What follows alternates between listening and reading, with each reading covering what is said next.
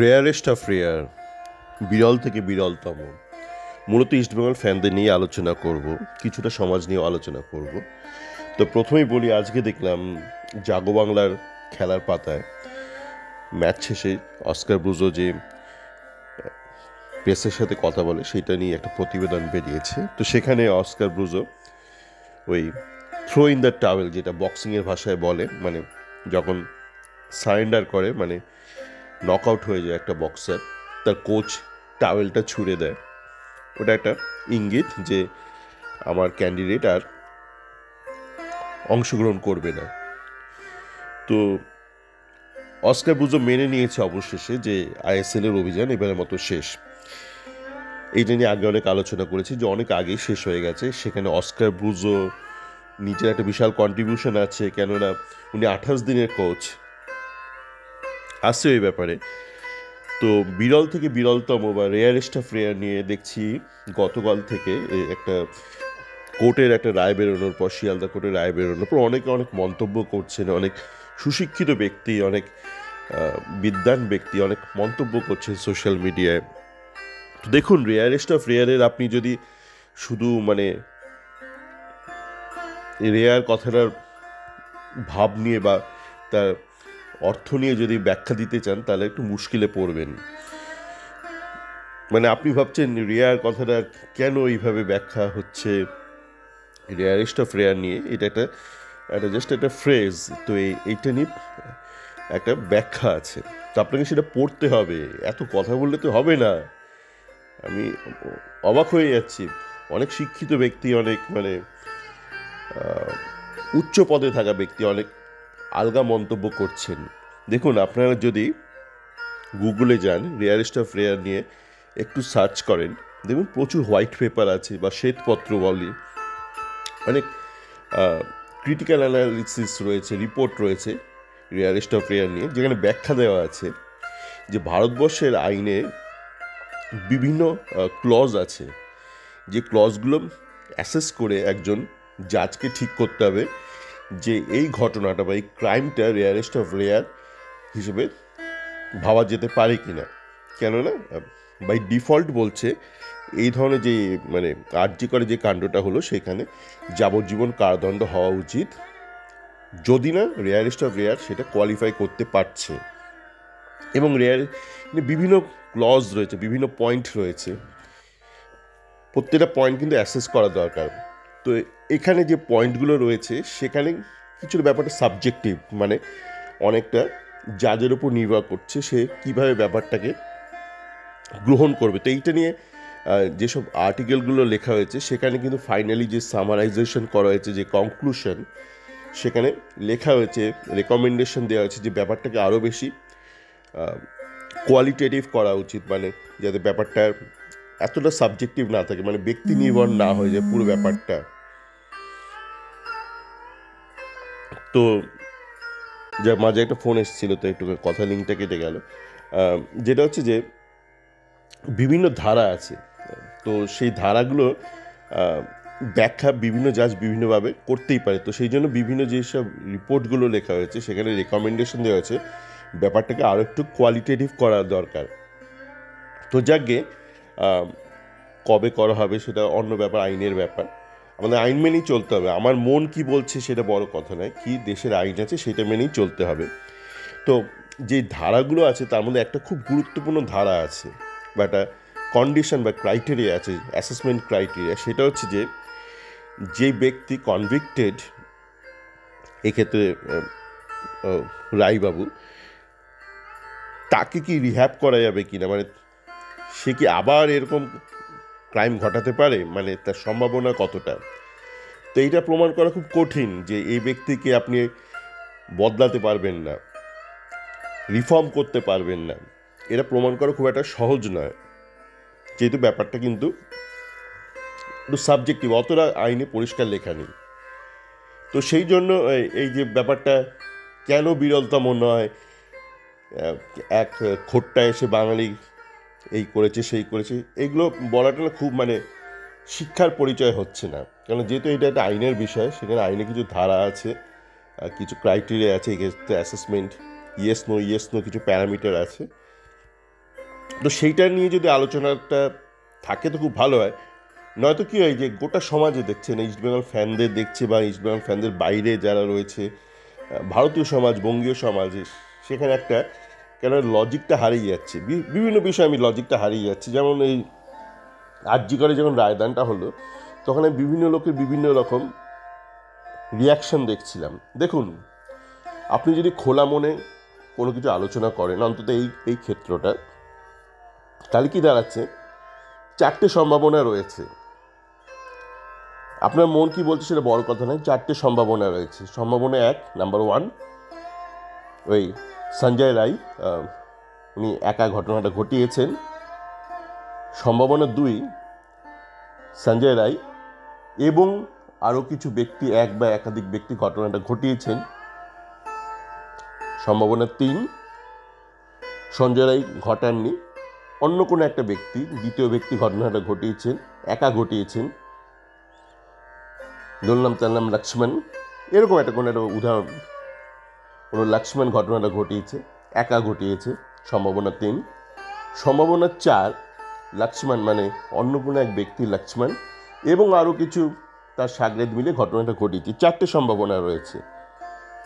মানে কিন্তু আমি দেখছি অনেকেই মানে তার রাজনৈতিক রঙের উপর নির্ভর করে কেউ বলছে সঞ্জয় রায় একাই ঘটনাটা ঘটিয়েছে, আর কেউ কেউ বলছে না সঞ্জয় রায়ের সাথে আরও কেউ ছিল, আবার কেউ কেউ বলছে না আরও অন্য কেউ ছিল। মানে আমি কোনো ব্যক্তিকে দেখলাম না যে বলছে যে 4টে সম্ভাবনাই কিন্তু প্রবলভাবে রয়েছে, মানে যে কোনো 4টে ঘটনা ঘটতে পারে, 1, 2, 3, 4।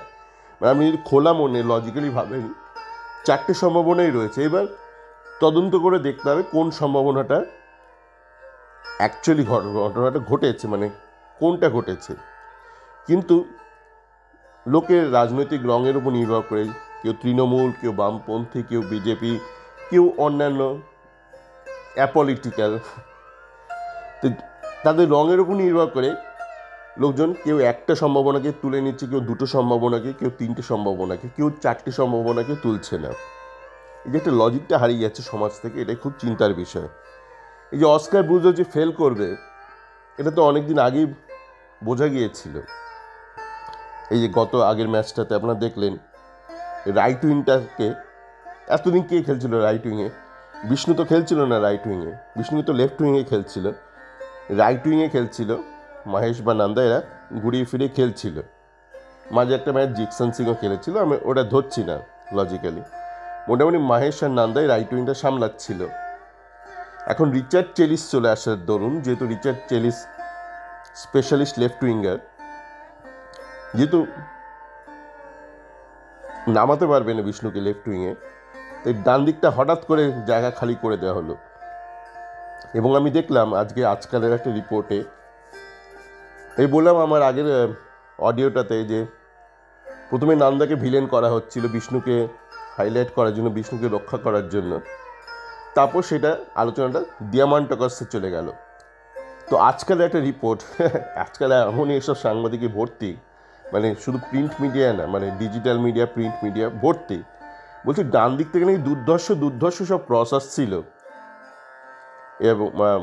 এবং সেগুলোর থেকে নাকি দিয়ামান্টাকাস একটা গোল করতে পারেনি। মানে দুর্ধর্ষ ক্রস আসছিল। আমি একটা ক্রস দেখলাম, যে ক্রসটা নিয়ে একজন লিখেছে, আমার ফোরামে না, সে ফোরামে লেখে মাঝে মধ্যে, কিন্তু সে নিজেই লিখেছে, ইস্টবেঙ্গলের একটা টুইটে লিখেছে যে এত সুন্দর একটা ক্রস করলো বিষ্ণু, সেটা দিয়ামান্টাকাস মিস করলো। বলটা ওই যে বলটা ফাইনালি রিচার্ড চেলিসের কাছে পৌঁছেছিল সেকেন্ড পোস্টে, চেলিস যেটা গোলে রেখেছিল শটটা, কিন্তু অতটা পাওয়ার ছিল না এবং ওদের ডিফেন্ডার আটকে দেয়। তো আমি যখন দেখলাম ভালো করে ভিডিওটা, ওইটা মানে লাইভে যখন দেখেছিলাম অতটা পরিষ্কার ছিল না, তো তখন দেখলাম যে ওর বডিতে মেরেছে, মানে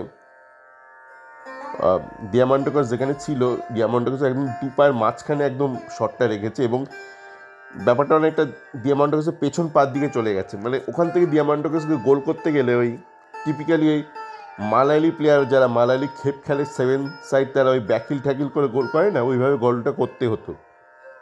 ডান পা দিয়ে পেছনে গরুর মতন একটা কিক করে গোলটা করতে হতো, মানে রেগুলার স্টাইলে গোল করা সম্ভব ছিল না। ওর সামনে বলটা না দিয়ে ওর পেছনে মানে বলটা দিয়েছিল বিষ্ণু, একদম খুব ক্লোজ রেঞ্জ থেকে। এরকম বিভিন্ন বিষয় রয়েছে, মানে যে রেয়ারেস্ট অফ রেয়ার, তো মানে বিরল থেকে বিরলতম নয়। ইস্টবেঙ্গল ফ্যানদের মধ্যে যে একটা যুক্তির অভাব রয়েছে। কালকে দেখলাম একজন লিখেছে, দাদা এত বিষ্ণু নিয়ে আলোচনা কেন, একটু থাক বিষ্ণু নিয়ে আলোচনা। কেন থাকবে, কেন? সমস্যাটা তো মেটেনি। বিষ্ণু সমস্যাটাই মিটে গেছে যে থাকবে আলোচনাটা।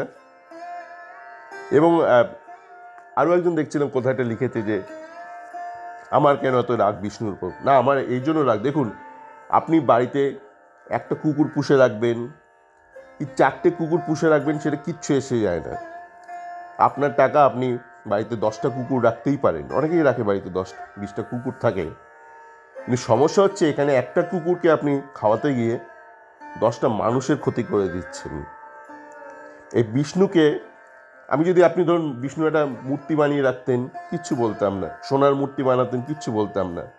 আগেও তো ছিল, আগেও অনেক অনুরোধের আসর বলে একটা কনসেপ্ট ছিল ইস্ট বেঙ্গলে, গোটা ময়দান জুড়েই ছিল।